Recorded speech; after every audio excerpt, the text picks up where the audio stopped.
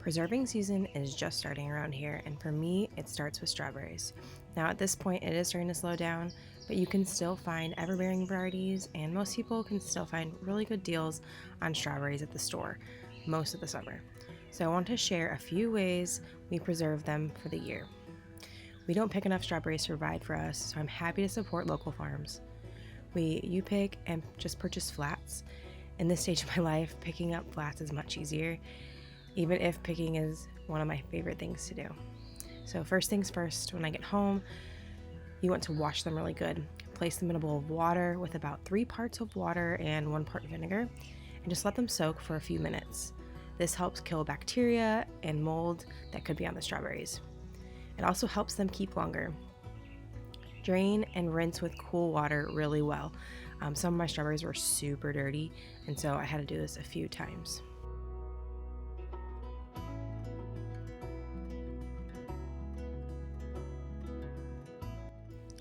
Next, you are going to want to spread them out on either paper towels or clean dish towels and let them air dry. This is the easiest way of doing it, and you can just let them sit here for a few hours until they're completely dry. And this will help the preserving process. They don't mold or go bad quickly depending on how you're going to preserve them.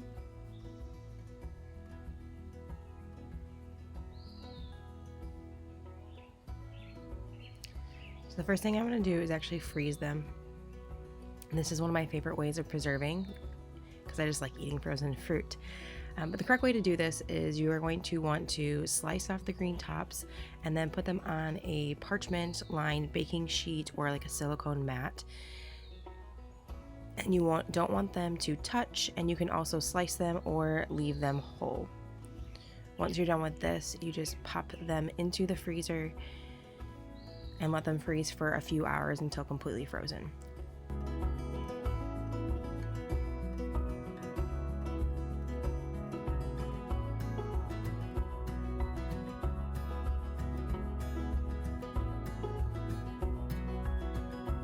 Another way of doing this is like my lazy way, and the way I typically do it is I just fill up a freezer safe Ziploc bag with about halfway full of the strawberries, and then I lay them flat into the freezer like this.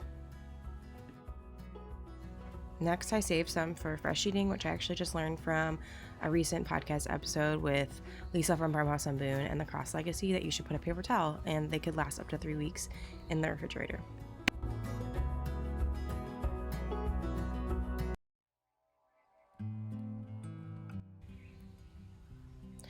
Next, I made up some dairy-free ice cream, which I have made 100 times before, and for whatever reason, it was not working. And this might be kind of an unconventional way of preserving strawberries, but you can make ice cream and then eat it months later, and you have that fresh taste of summer strawberries. So I'm not really sure what kept going wrong.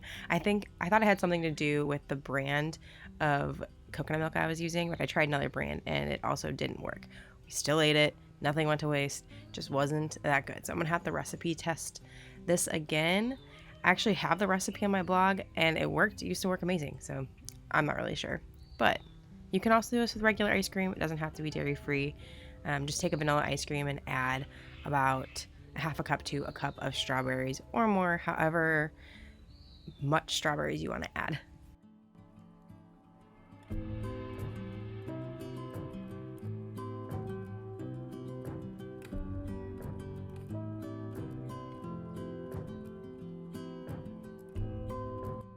So it's been a few hours and the strawberries are completely frozen.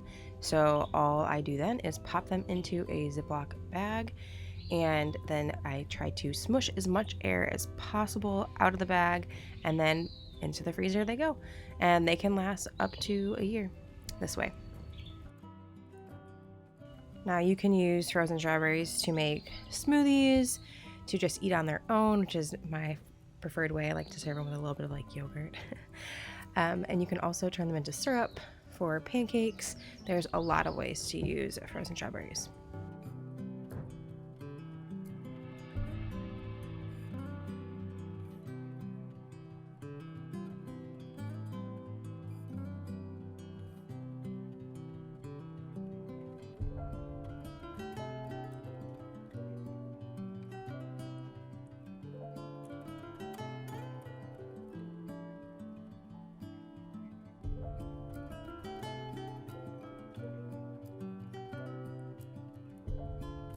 Next up is canning. I've actually never canned strawberries besides jam, and we're not really jam people. So I'm going to do canned strawberries in syrup. And this recipe comes from the Ball Complete Home Preserving Guide. All you do is you wash and you dry and you take the tops off and then put them in a pot full of sugar. And then you let them sit for a few hours. I put a lid on it. And then while that was doing that, I went ahead and started dehydrating some strawberries. And so I sliced them up about 1/8 of an inch thick, and be careful not to slice them too small or they'll be really hard to remove, which I did. And I forget this like every year, but so you want to make sure you slice them slightly thick enough, but not too thick, and then slice them uniform so that way they can all dehydrate at the same time and you're not having some that are dehydrated and some that are not. And try not to overcrowd them. And then you just stick them in the dehydrator for about 6 to 12 hours at 135 degrees. You can also do this in the oven, and I have a whole blog post on how to dehydrate strawberries, so you can check that out. So now that the sugar and the strawberries have mingled for a long time, it's time to can them.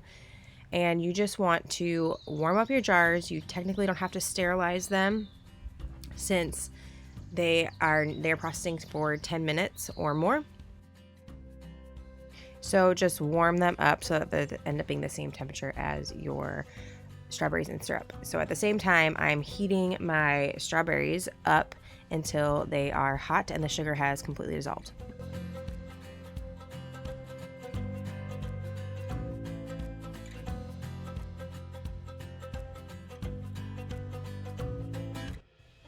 Next, just add your hot strawberries and syrup into the jars. Make sure to remove any air bubbles, and then fill it up to about 1/2 inch of headspace. Wipe the rims off clean, add the lids, add the bands, and then they're going to be processed for 10 minutes for pints and 15 minutes for quarts.